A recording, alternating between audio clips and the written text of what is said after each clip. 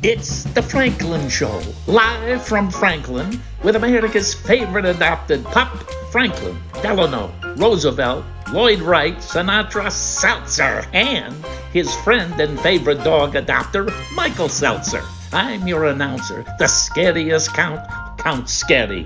And now, here's Franklin.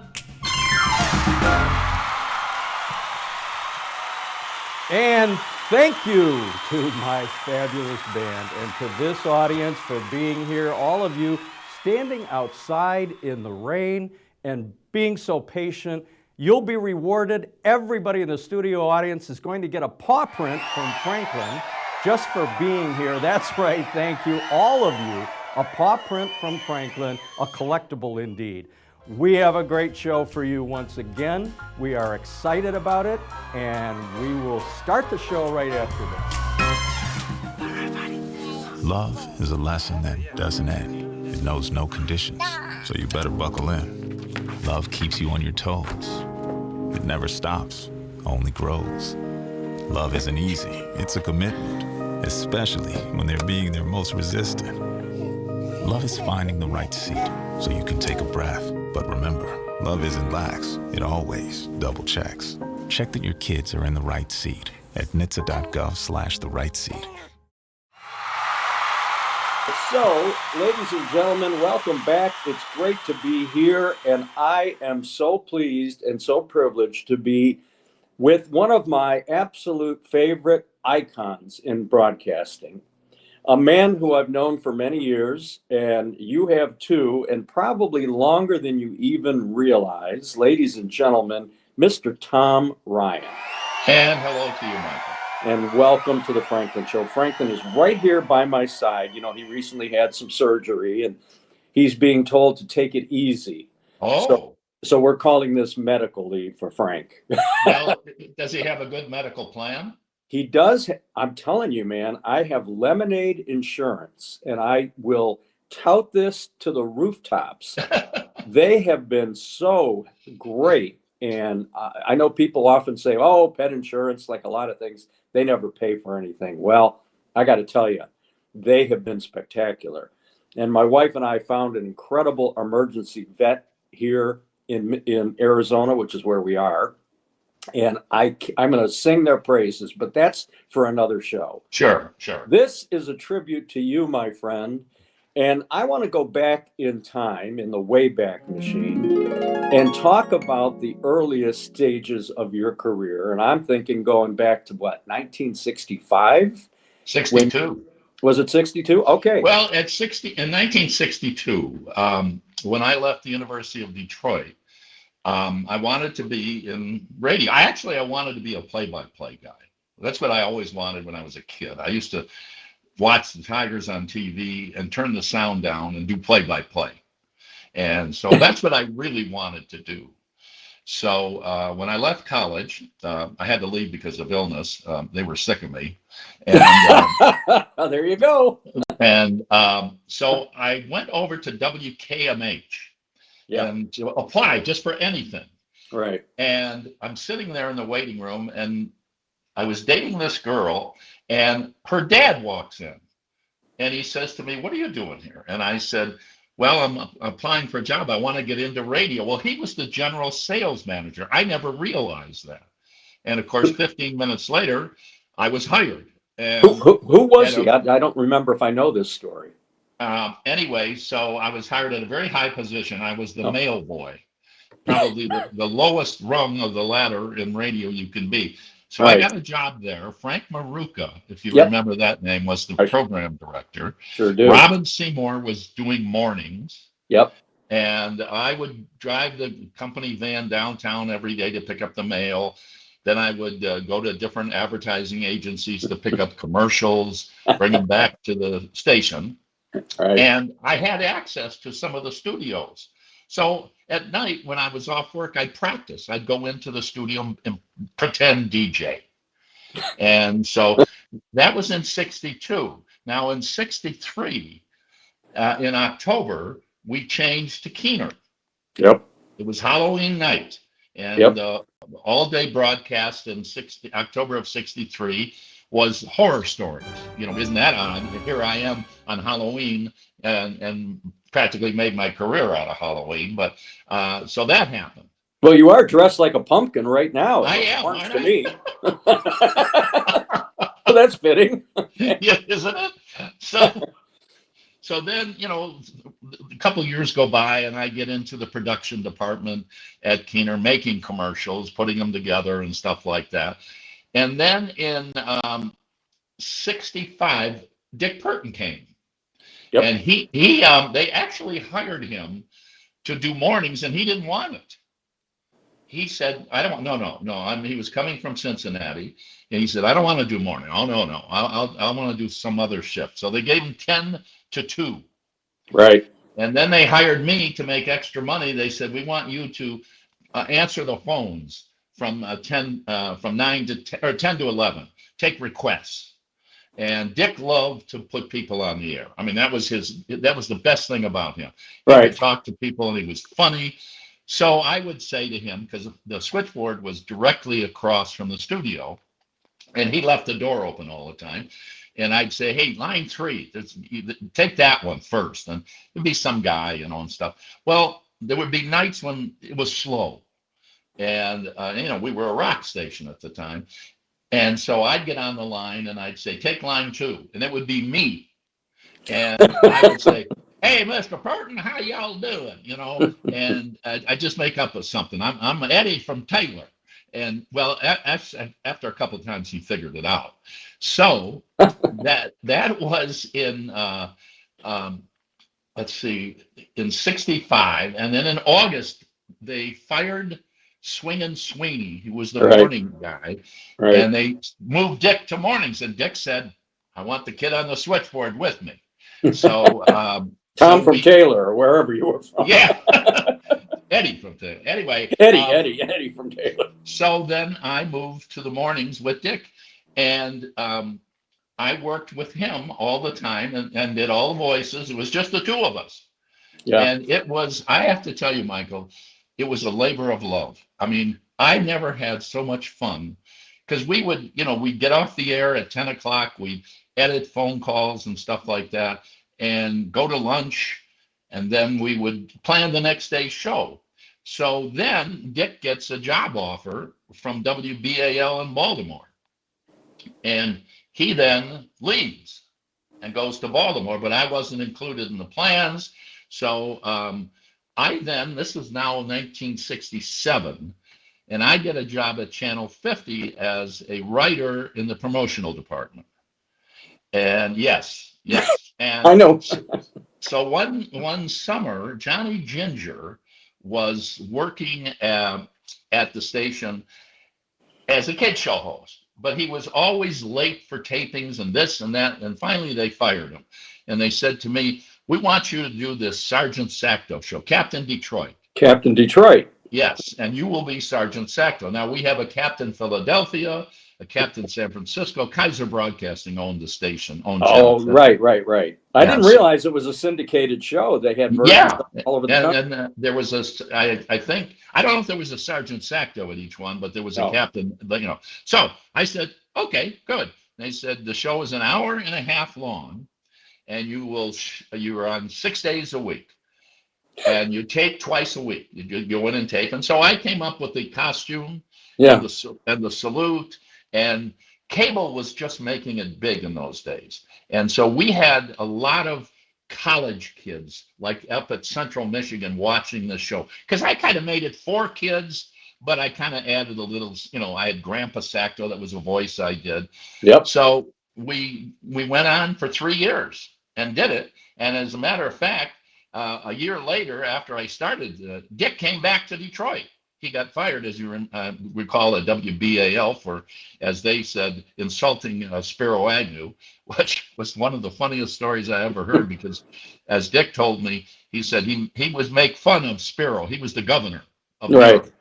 And Dick would call him Spiral Tax Agnew, because he was trying to do something. So they wanted a meeting. And now here was BAL, a 50,000 watt radio station, just what Dick wanted.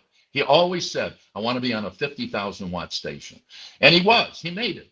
Yeah. And so anyway, they had But in one of typical luncheon. career fashion, he got fired because he got fired from every station he ever worked at. No, I'm kidding. I'm kidding. I'm kidding. I know. We So love what Dick. happened was Agnew wanted a lunch with Dick Burton to talk about this. So they made a date, but Agnew never showed up. His people just showed up. Yeah. And they said the governor does not want you using the term spiral tax Agnew anymore. Do not do it. Well, that's the last thing you got to tell Dick. Right. So next day on the air, spiral tax Agnew. And so the general manager at BAL, they fired him. Yeah. And as Dick tells the story, the general manager said, and by the way, what do you think we ought to do with this radio station to make it more popular? So Dick comes back and he goes to XYZ and he hires me back. And so I'm doing Sergeant Sacto and I'm on WXYZ radio with him. And that was even better. We had more fun then. Right. Eventually we started doing, the put on calls, but that was later on. I then moved to also finish Sergeant Sacto after 3 years in 70 because they, were going in a different direction. So that was that part of it. So I also hosted the Michigan Lottery Show on Channel 4. And in With Aggie Usedley, right? Yes. I just pulled that one out of my hat. They hired me because I was good with numbers. Anyway, so what then happened was we moved to CKLW in 78. Herb McCord was the general manager of CKLW, and he had been in talks with Dick and I. He was very nice. I mean, I had never realized that my pinnacle was about to reach because when he negotiated the contract, obviously Dick got the money, most of the money, but I got a great raise. And Herb said to me, "Oh, you also get a car." I said, "What?" And he said, "Yeah, you get a car." And I'm thinking, wow, this is great. But he said, "You can't have anything better than I have," meaning Herb. Yeah. So I said to Dick, "What are you going to get?" And of course, when Dick and I first met, he had 2 girls. And he ended up with 6. And Dick said, "Well, I better get like a Chevy something or other, 4-door sedan, and because I got a family." And I said, "Geez, I don't want that." So I found out what Herb was driving, a Grand Prix. So I got a Buick, one of the nice Buicks. But I was thrilled to death. And CK, now we are on a 50,000. The Big 8, man. Oh my God, that was huge. That was so much fun. And again, it was so much fun because we made it fun. So Dick and I lived about a mile from each other, over off of Telegraph and like 15 and 16 Mile Road. And so one week I would drive to, Canada, and the next week he would drive. And you've never experienced fun when you're a passenger in a guy who passes in the tunnel. Because, I would pick him up because we went on the air at 6 and I would pick him up about 5:15 and I was in plenty of time. When he would pick me up, he'd pick me up about 5:45 and I'd say, "We're going to be late. The all-night guy will cover for us. Don't worry about it." So we would get to the border and we had our green cards and everything and we'd show it. And it was interesting. We rarely had the same custom guy twice. I mean, you'd think after doing this for as many years as we were at CK, I think it was 6, you'd think we'd get the same person. They just wave you through. No, they got to look at the papers. Anyway. Wow. So that was really the CKLW days were really great because you reach so far away, especially in the morning. In the summertime when the pattern change didn't happen till later, you'd get calls from Pennsylvania. And, it was great. Yeah, and you guys were just killing it back then. I mean, CKLW was the powerhouse radio station, and you guys were the morning team. Herb McCord was a great guy. I loved him. Yes. I knew him very well. He was such a genius, and he was so much fun. I mean, so it was a great hire. And now you did not have to deal with the mail at that point. You had graduated. I used to get mail. Yes, you did. No, I know you guys were great. All right, so then Yeah. eventually Dick decides to leave CKLW, Yes. and you decided to stay on and continue to do the mornings, right? Yes, I did. And what happened was, oh, I forget the guy's name who was a general manager of Cozy. Um, anyway, I met with him. Dick was meeting with him. We knew that Dick was going to leave, and it was where was he going to go? Yeah. So anyway, and I said, you know, I want to go, obviously go with you. And he said, I want you to come with me.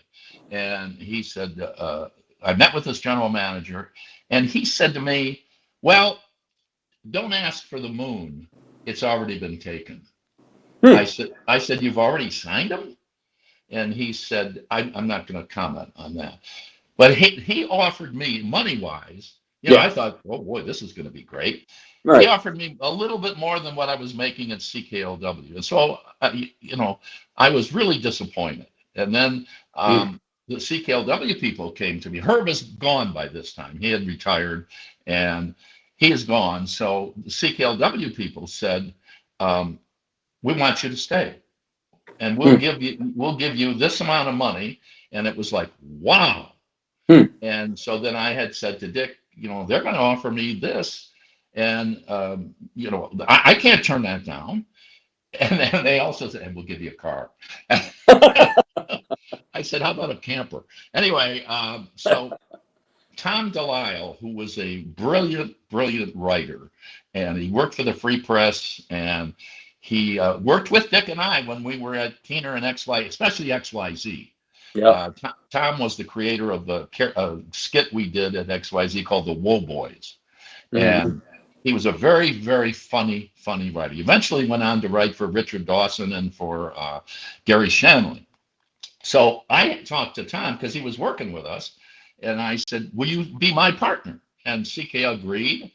Hmm. And so for a year, I stayed at CKLW, and I knew we would never make you know, I'm not going to make the ratings what Dick had made them. You know, it's just not going to happen. But we were Right. okay. We were all right. Yeah. And then CKLW said, wouldn't this be a great idea? Why don't we go all news? And I said, what? And they said, well, we're thinking about going all news. Now, in the meantime, back in 82, when we were at CK, Count Scary came up.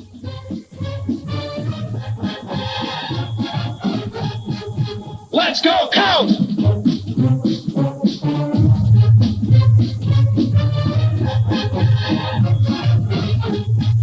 Let's go, Count!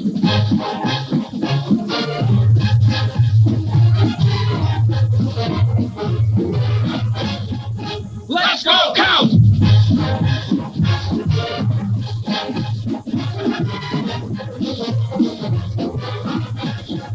Let's go, Count! And Count Scary was the brainchild of both myself and Tom Delisle. Tom Yeah. Delisle was a writer and producer at Channel 4. Channel 4 had gotten the rights to a 3D television movie. And they went to Delisle and said, come up with a way to show this movie. We need a venue for this movie. And Wendy's, we're partnering with Wendy's. They're going to give away the glasses at their drive-in places, and we're going to make a big deal out of this. Well, Tom and I were huge fans of SCTV that was on Channel 9, Right. and we loved Count Floyd. Count Right. Floyd was a character. I'm trying to think of the guy's name who played Joe Flaherty. Yep. And I said to Tom, why don't we do a crazy vampire, a bungling idiot vampire? And Tom said, yeah, that's not a bad, he's so good at that. And I said, because he always said, Flaherty always said, this is going to be a real scary movie. And he made a big thing. And I said, we'll call it the character Count Scary. I love it. And Tom and I said, great. We came up. It was, you know, he did all the writing. And actually, Michael, it was almost an ad lib show to a point. I was a huge fan as a kid of Soupy Sales. And Yeah. I used to love watching Soupy at lunchtime. And he'd walk right up to the camera, you know, and he'd mug the camera and this and that. So I took a lot of the mannerisms that Soupy did, and I used them in Count Scary. And it was, I got a call one time after the show was a huge success. I got a call one time from SCTV. And I'm at this point in my career, I'm at WMC now. And gal says, I'm so-and-so from SCTV. I said, uh-oh, are you going to sue me? And she said, well, we thought about it, but we're not.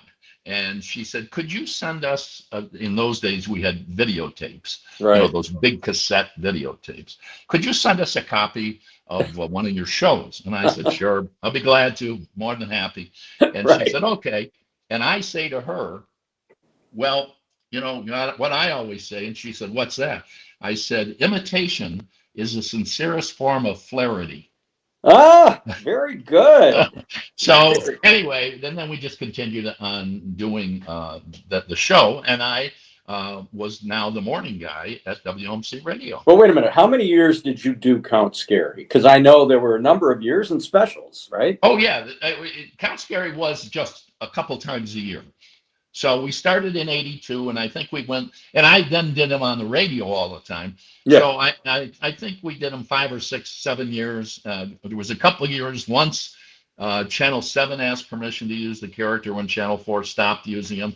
Then we did Channel 50 used them in Halloween week.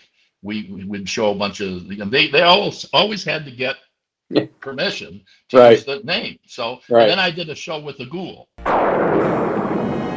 Ladies and gentlemen, welcome to the UPN 50 Halloween Spectacular Mass Terror Piece Theater, starring Count Scary and the Ghoul, who will battle it out for the coveted title of Best Detroit Horror Movie Host as they present the cult horror classic Night of the Living Dead. Now, let the competition begin.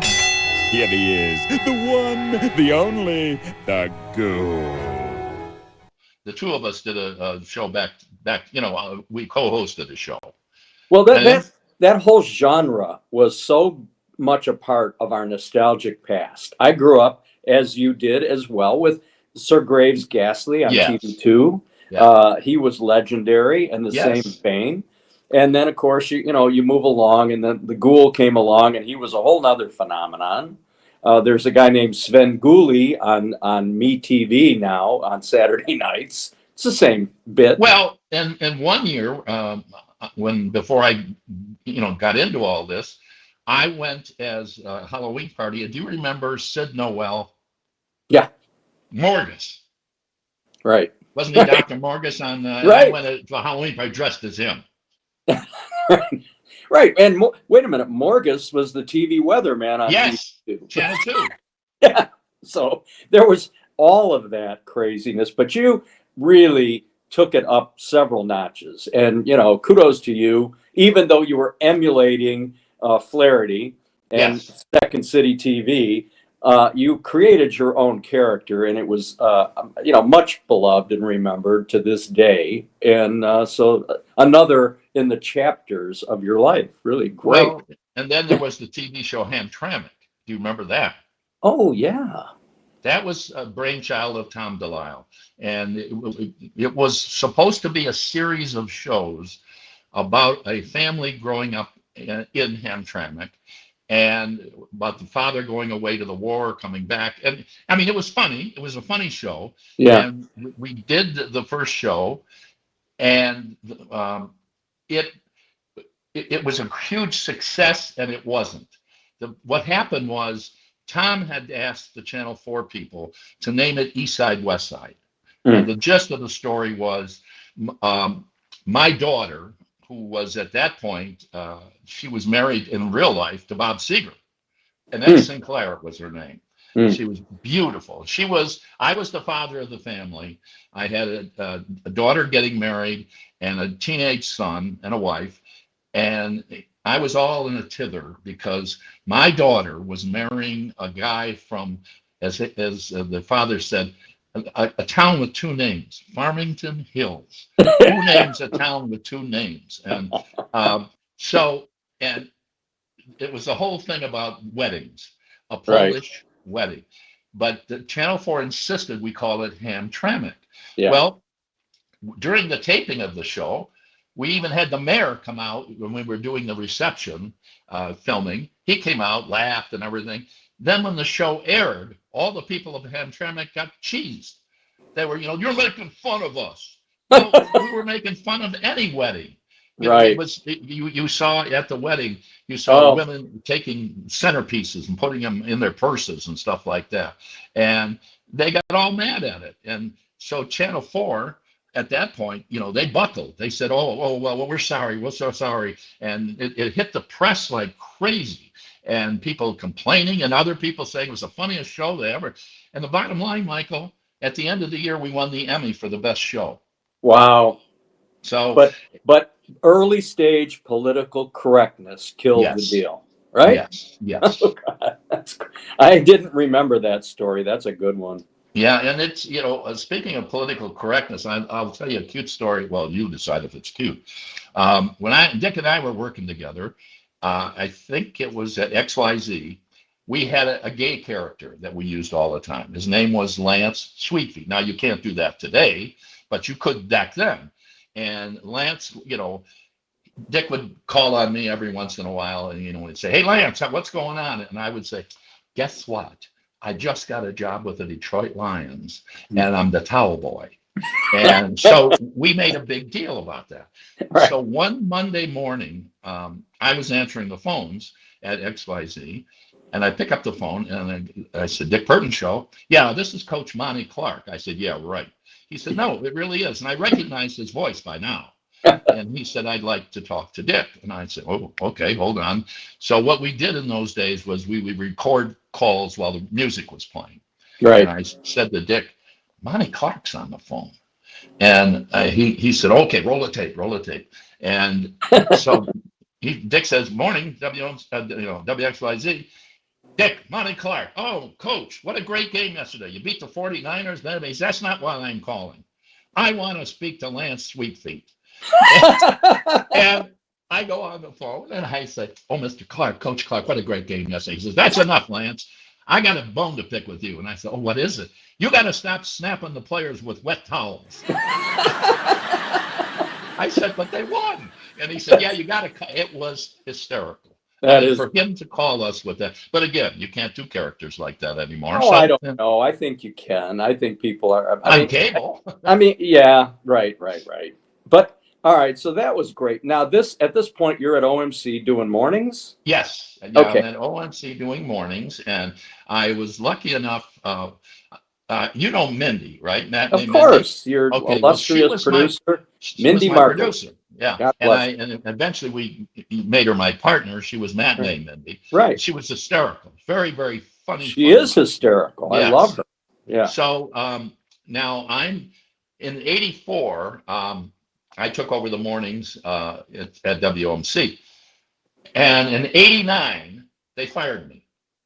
I was doing the mornings, and I was called in, and I was having a ball. I mean, we were obviously competing with Dick, but I was doing fairly well. Yeah. Our ratings were 35, 54 were pretty good, in the top 5. He was not, he and JP were 1 and 2 and all that other stuff. But they called me in. They said, "Well, we just don't feel that we're going in a different direction." I said, "Where? Down?" Yeah. Which direction is that? East, west, north, south, what? So that was a huge shock to me Yeah. in '84. And no, not '84. I'm sorry. I'm looking at a note here. In '89, I get fired in September of '89. So they took my producer, not Mindy, but a guy named Tom McGinty, and Kevin O'Neill took over for me. I always felt they were plotting, but I don't think they were. Anyway, so they took over. And they lasted till January. And Mindy would tell me, she then went back to being a secretary at the station. She would tell me, "Oh, you should hear the arguments they're having with the program director after the show goes off the air. They're yelling at each other." So Kevin O'Neill says, "I'm out of here. I'm leaving." Wise man. And they said, "You can't leave. You have a non-compete." He said, "I don't care. I'm done. I'm done." So the morning show disappears. They call me. And Lee Baker was the general manager. And in January of 90, so September of 89, I get fired. In January of 90, she calls me, we have to have lunch. I said, okay. And so we meet and we have lunch. And she said, we made a mistake. We should never have fired you. And we want you back. And I said, oh, this sounds good. Mm-hmm. and I forget who the program director was at the time. Anyway, I said, is he going to be there? And she said, well, yes. I said, well, I'm not coming back. I mean, he fired me. Of course, I didn't say, and you okayed it, but Yeah. I said, he fired me. Why do I want to work for a guy who I have no trust in? And she said, okay, we'll get rid of him. Wow. So they did. They got Wow. and they hired me back to do mornings. And that was in January of 90 that I go back to WOMC. And then now here's my favorite part. In 91, I get a call from the guy who's the head of the parade company. And he says to me, we're looking for a new Santa Claus in this Thanksgiving parade. I said, and you're calling me? I said, why? He said, well, your producer at Channel 4, who does your Count Scary shows, thinks you would be good. You'd be good. But we're also interviewing about 20, 30 other people. Yeah. I said, he said, can I come out and see you? And I said, yeah. He came out to WMC, he saw me, and we talked. And he said, okay, all right, I'll get back to you, blah, blah, blah. So about 3 weeks later, he calls me back and he said, well, we've narrowed it down to 5 people. You're one of them. I said, you have to be kidding.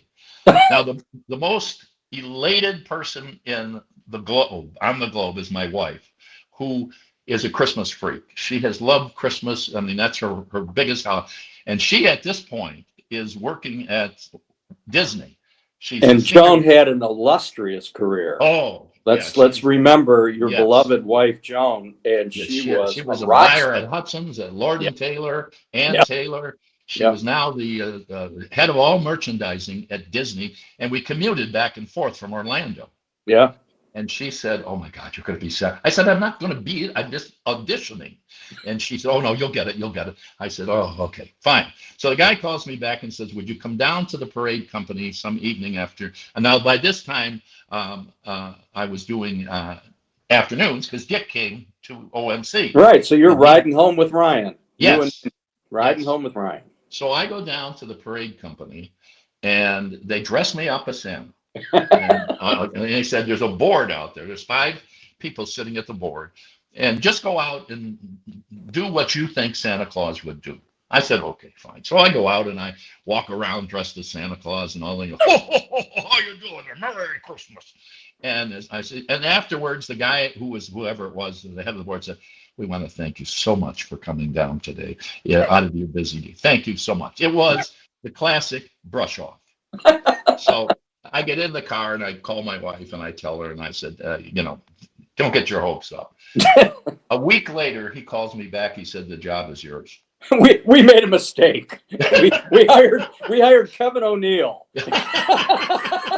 Kevin's a good guy, so don't get me wrong. But I think when I said, if you don't hire me, you'll be cold in your stocking at Christmas. But maybe that made a difference. I don't know.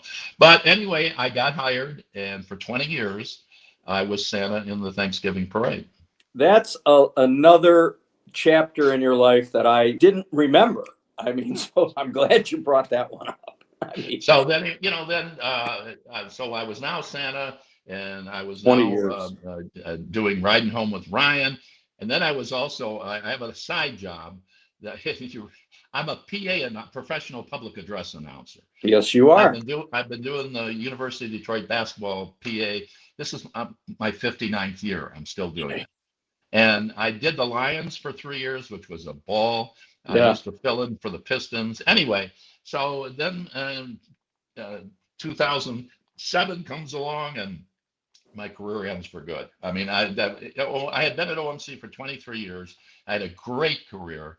I remember a quote, something, I can't remember the exact quote, from Dick Van Dyke, who said, if you find a job that you love to do and you can't wait to get to work, stay with it. Even if you don't make a lot of money, he said, stay with it, because they come along so very few times that he said, I made a lot of money as a movie star, but he said, if I didn't make a lot of money and I was still doing movies and it wasn't a big, he said, I still would have done it. And I always, when I would go to high schools on career day, I would speak to, they'd say, okay, you know, they have always had career days, had a police officer, a fireman, a doctor, a lawyer. And I would go as entertainment, as a TV and radio. Right. And the first thing I'd walk into a classroom, and there'd be about 30 kids there. They all wanted to be, you know, disc jockeys or movie stars or whatever, get Right. into television. And I'd say, how many of you have parents who both work and one of them doesn't like what they do? And half the class would raise their hand. Yeah, yeah. I said, look, you're in high school. You'll have 10, 12 jobs before you settle down, maybe get married. You'll know it when you find the one that you want. But remember, we all can't be baseball star athletes, you know, professional athletes. We all can't be movie stars. You know, we need plumbers, electricians, and things like that. And I said, 1 year in college, I worked for a guy in landscaping. I cut grass. And that guy, he was my buddy. His dad owned the company. He ended up owning a huge landscaping company and made millions. So you can have a great career and not be glamorous. Right. But you can, you know, and that's just kind of the way I talk to kids and said, you know, you'll find something. Well, you and I are fortunate to have been in an industry that we loved. I loved being in marketing in the 70s and the 80s and the 90s. And I had a great company with great clients and employees who worked for me loyally for decades. And it also gave me the opportunity to befriend all of my broadcast heroes like yourself. Sure.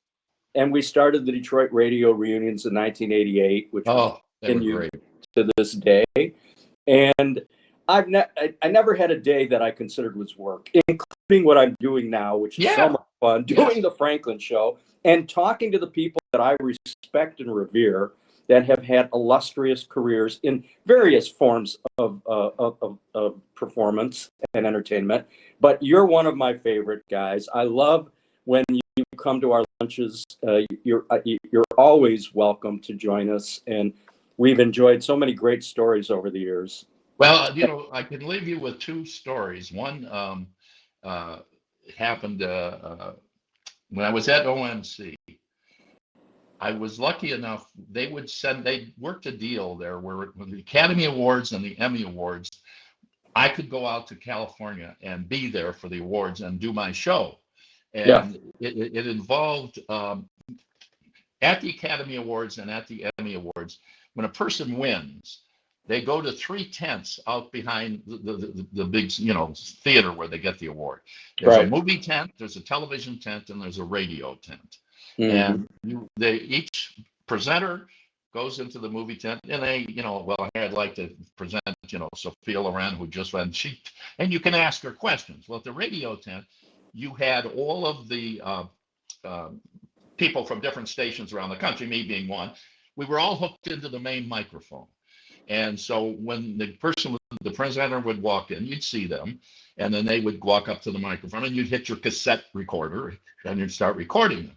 And they'd say, okay, here is, they won the Academy Award for this and that. And they'd get up and answer questions. Well, so I'm standing there waiting for the next person to come in, and I see Tom Selleck was a presenter. And he walks in, and I knew he had a lady manager. And I see this woman standing next to her, and I walk over to her and I said, "Are you Tom Selleck's manager?" And she said, "Yes."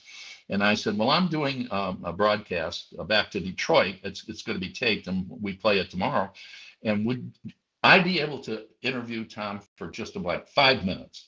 Because he's a Detroiter and this." And she said, "Well, I'll let you. Where are you?" And I said, "I'm over at table 6. And she said, "Okay." So a couple minutes later, in walks Selleck, and she brings him over. And he said, "I understand you're from Detroit." I said, "Yes." "Oh my God, I'm thrilled." I'm like, "Oh my God, I got Tom Selleck." So anyway, we stand there and I start the tape rolling, and I'm talking to him. So right in the middle of my interview, Howard Stern walks in with his cameras rolling, and he walks right between Selleck and I.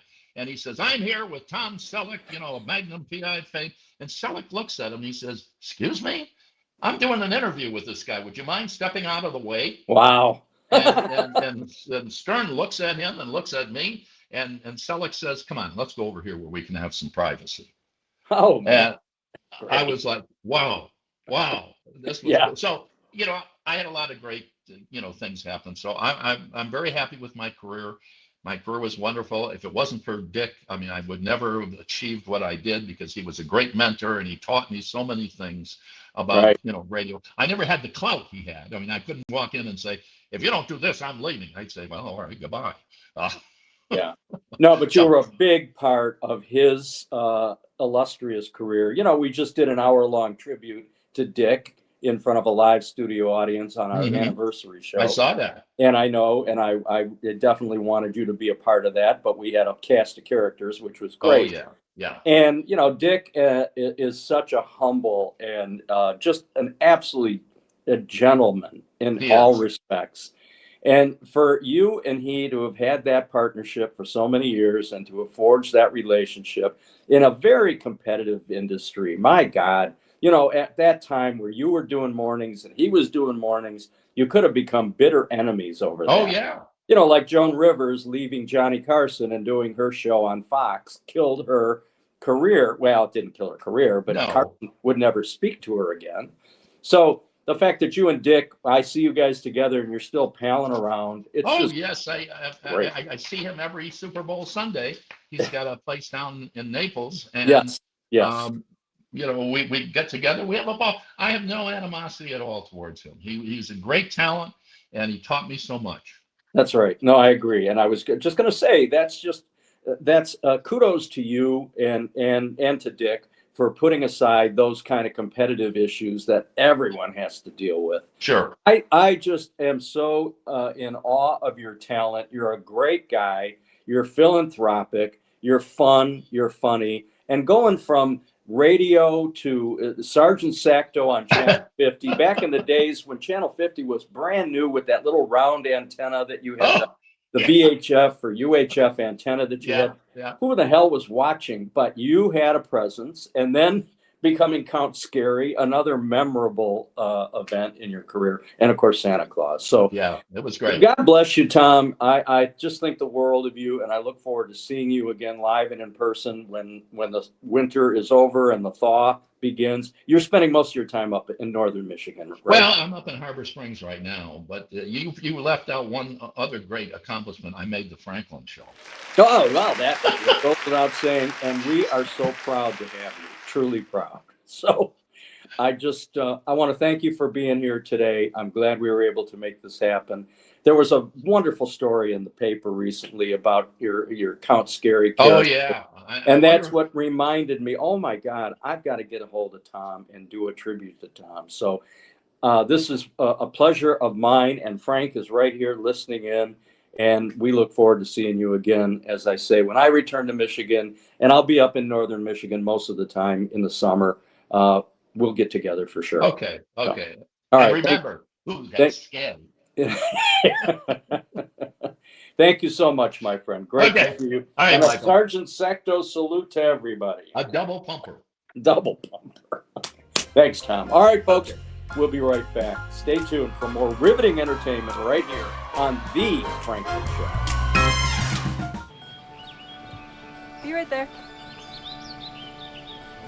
Wait. Use the shovel and bucket of water, remember? Drown, stir, drown, feel. Then make sure it's cool. Where'd you learn that? SmokeyBear.com. Brushed up on some tips before we left. Don't want to start a wildfire, right? Only you can prevent wildfires. Well, folks, thank you so much for tuning in, and thank you to my great band, my fabulous announcer, this entire great studio audience, and all of the technicians that work so hard every week to make The Franklin Show the most entertaining and award-winning show on television. God bless you all. See you next week, right here on The Franklin Show. Thanks, everybody.